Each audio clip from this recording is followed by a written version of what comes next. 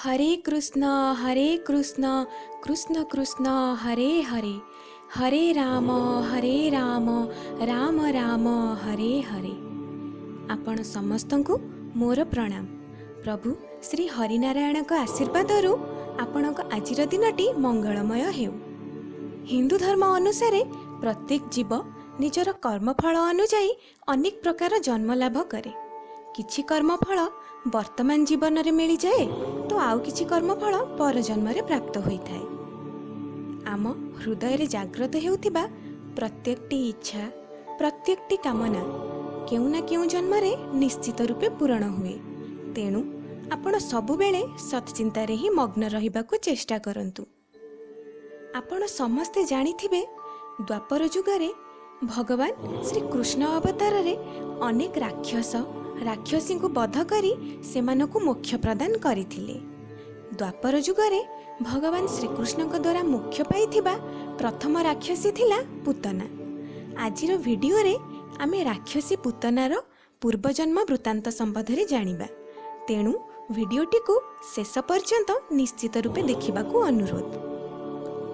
पवित्र श्री गर्ग संहिता और ब्रह्मवैवर्त पुराण अनुसार कंसर आदेश राक्षसी पूतना शिशु श्रीकृष्ण को बध करने जड़े 16 वर्षर सुंदरी तरुणी रूप में आसी नंदराजा घर सम्मुखें उपस्थित है। पूतनार आकर्षणीय रूप और दिव्य आभारे समस्त नरनारी एपरिक माता जशोदा और रोहिणी विमोहित हो पड़े। पूतना शिशु कान्हा को मारिबा पाई निजर हलाहल विषयुक्त स्तन द्वारा स्तन्यपान कराइबारे लागिला।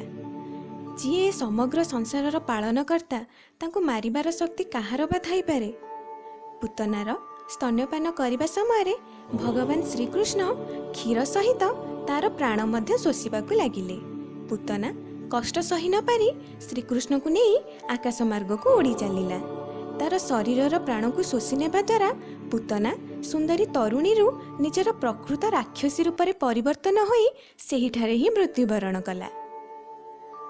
तार विशाल शरीर धराशायी हेबा मात्रे अनेक विशाल वृक्ष सब उपुड़ी गला।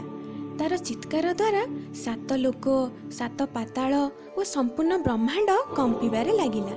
किंतु शिशु कान्हा निश्चिंतरे पूतनार छाती उपरे बसी आनंदरे खेलुथिले। एही समय रे सेठारे एक अद्भुत घटना घटिला।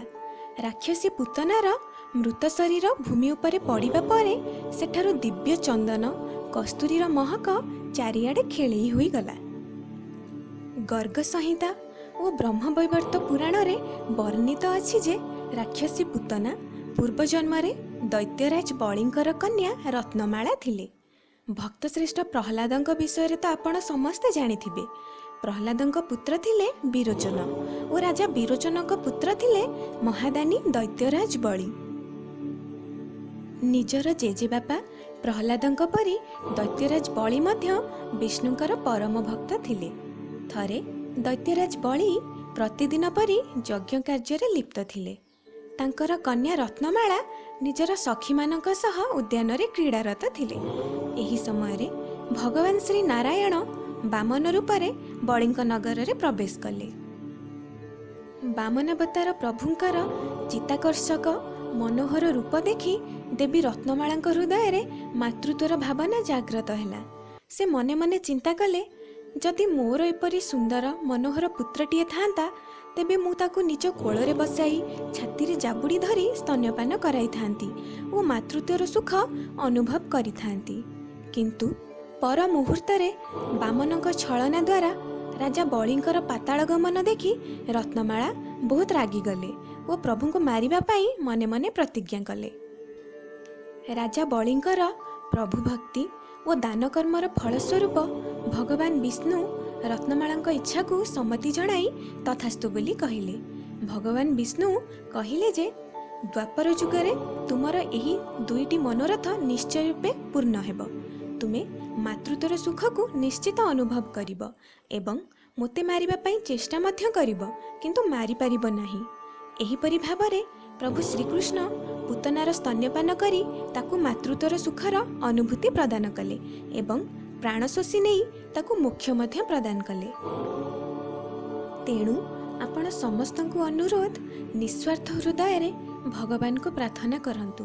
ଦେଖିବେ କେବେ ନା କେବେ ଆପଣଙ୍କର ମନସ୍କାମନା ନିଶ୍ଚିତ ରୂପେ ପୂର୍ଣ୍ଣ ହେବ।